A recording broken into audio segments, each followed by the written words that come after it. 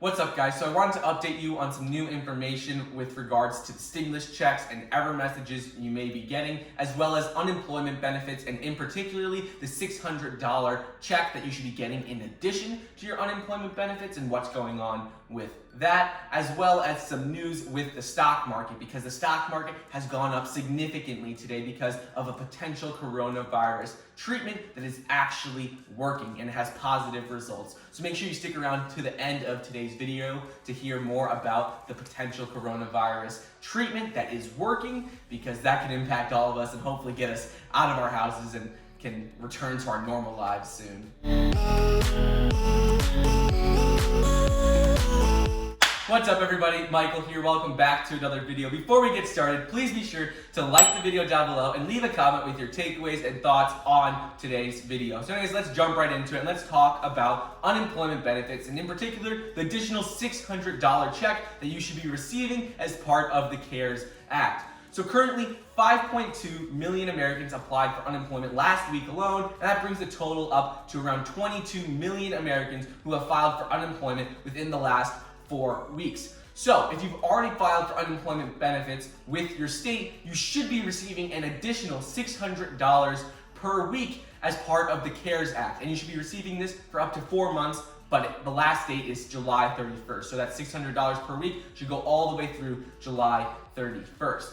So currently, 29 states have already implemented the systems to be able to send out $600 per week on top of your state unemployment benefits. The other states haven't done this yet, and it's just because it's taking them a long time to implement a new system. The federal government required them to create a new operating system, be able to send out these $600 checks. And this is because the old systems in each state are outdated and they needed to update the system and create a new portal for it. So anyways, if you haven't been receiving your additional $600 per week in unemployment benefits, don't worry, those will be set retroactively from whenever you first started to receive your other unemployment benefits. So don't worry, you'll still be getting those. It's just taking them a little longer to implement the systems into place. So you can go online and check to see if your state has already implemented the systems. But nothing to worry about. You still will receive that additional $600 when they are able to start sending it out.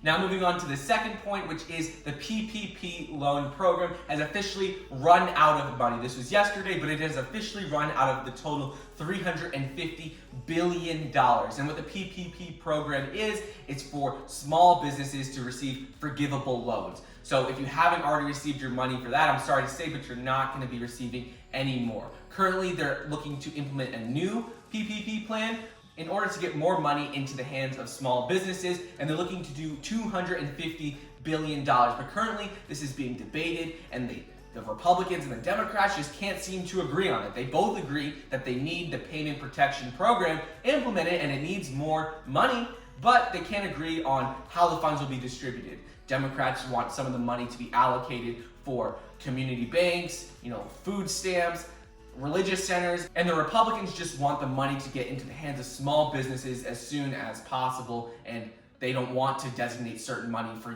food banks, hospitals. They just want to be able to go out to everyone. So they're not able to agree on it. They both agree that they want the program, but they're not able to agree on it, which is why it is taking so long for them to pass this into a law to get the additional funding into businesses. And number 3 is that I've been seeing that people are still getting a lot of error messages when trying to use the Get My Payment tool on the IRS website. So there are 2 types of messages you could be getting. You could be getting the general status not available, and there are a number of other messages you could be getting. However, all you have to do is go on irs.gov, look at the FAQ page, and you can see what your error message means in particular, because there are dozens of them and they each mean something different. In addition to this, some people are logging on, and when they log on, they're being put into a waiting room. If you are put into a waiting room, do not leave. Don't try and refresh the page. Don't try and log out. Just stay in the waiting room. It may take an hour, it may take 3 hours. But you have to make sure you stay in the waiting room, because if you try and log out and you try and input your information too many times, you could be locked out for 24 hours. So just stay in the waiting room until you are assisted. Also, in a video I made yesterday, I discussed what the status not available message means in a little more detail, and if you're getting it, what you can do. So if you'd like to check that out, you can go check that out. I'll put that in the link in the description. If you don't want to check it out, just go on the FAQ page on the irs.gov website. And now onto the fourth point, which is if you filed your taxes with H&R Block or TurboTax or some other online tax services, you may not be receiving your stimulus check. And the reason for this is that there's a glitch in the system. When you file your taxes with H&R Block or TurboTax, the way that a lot of these online tax services work is that they create a temporary bank account for you for the IRS to deposit your funds into that account. And then from that account, H&R Block or TurboTax will deduct their fees and send the money back to you. So essentially what that means is that the IRS doesn't have your direct deposit information, they have that temporary account information. So because H&R Block and TurboTax and all these online services create a temporary account, the IRS doesn't have your actual bank account to put it into. However, there's nothing to worry about right now because they're currently addressing these issues, and H&R Block, TurboTax, and the IRS are all fixing these glitches right now. And now on to the last point of the day, which is number 5, and this is that the stock market has increased greatly in the last couple of weeks, but today alone it's up 2%, and this is because of Gilead Sciences, which is a biotechnology company that works on developing commercialized drugs. They developed a cure treatment for COVID-19, and currently it's already been tested, and it's being tested in University of Chicago. They've tested it on a number of patients, and it's actually had positive results. So this is good news because potentially, if this actually works with more testing and it's able to be implemented and passed by the FDA so we can be used for all of the US citizens, well then we can get out of social distancing and start returning to our normal lives a lot sooner. On top of this, Donald Trump also released guidelines called Opening Up America Again. And these are guidelines for states and regions for how and when they can open up their economies and start conducting business as normal again. If you'd like to see more information on this new guidelines that Donald Trump just released,